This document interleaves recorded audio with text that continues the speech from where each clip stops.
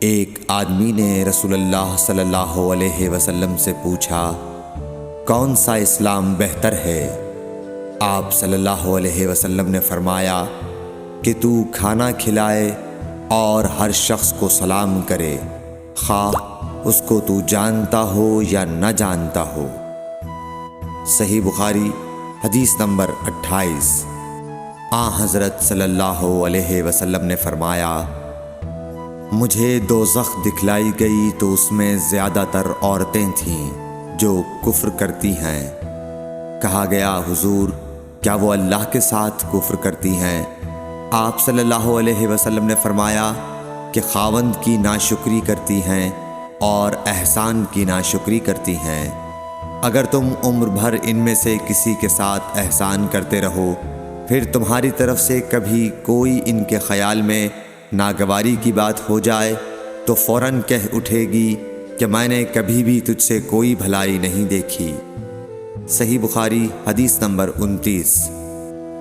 حضرت صلی اللہ علیہ وآلہ وسلم فرماتے تھے، جب دو مسلمان اپنی اپنی تلواریں لے کر بھڑ جائیں تو قاتل اور مقتول دونوں دوزخی ہیں۔ عرض کیا گیا، یا رسول اللہ، قاتل تو خیر ضرور دوزخی ہونا چاہیے، مقتول کیوں؟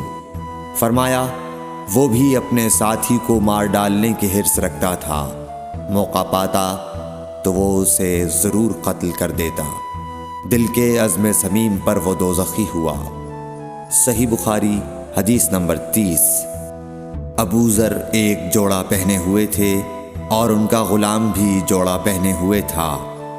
سبب دریافت کیا گیا تو کہنے لگے کہ میں نے ایک شخص یعنی غلام کو برا بھلا کہا تھا اور اس کی ماں کی غیرت دلائی یعنی گالی دی، تو رسول اللہ صلی اللہ علیہ وسلم نے یہ معلوم کر کے مجھ سے فرمایا، اے ابو ذر، تو نے اسے ماں کے نام سے غیرت دلائی ہے، بے شک تجھ میں ابھی کچھ زمانہ جاہلیت کا اثر باقی ہے۔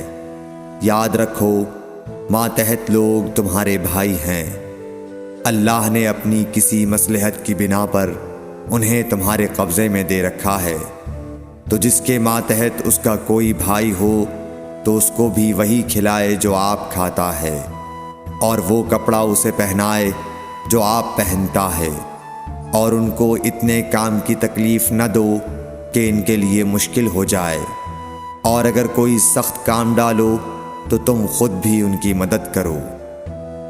صحیح بخاری حدیث نمبر 31۔